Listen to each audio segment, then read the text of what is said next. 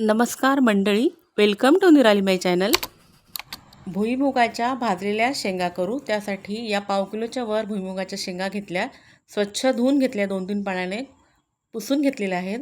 गॅसवर कढई ठेवली आहे, त्यामध्ये या शेंगा घातलेल्या आहेत आणि मीडियम हीटवर या शेंगा चांगल्या भाजून घ्यायच्या आहेत, सतत हलवत। एक 8-10 मिनटं लागतात। ओलसर असल्यामुळे आणि धुतल्यामुळे थोडासा वेळ लागतो। मोठी कढई घेतलेली आहे मी, जेणेकरून त्या सर्व बाजूने चांगल्या भाजता येतील आणि चांगल्या भाजून घ्यायच्या आहेत।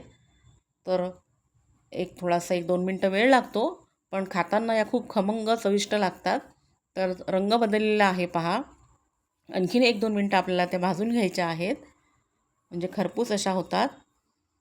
भाजून झाल्यानंतर सुद्धा मी त्या कढईमध्ये ठेवलेले आहेत पहा, म्हणजे आणि खाण्यासाठी यानंतर मी गार झाल्यानंतर डिशमध्ये घेतलेले आहेत आणि 1-2 शेंगा मी फोडून दाखवते पहा।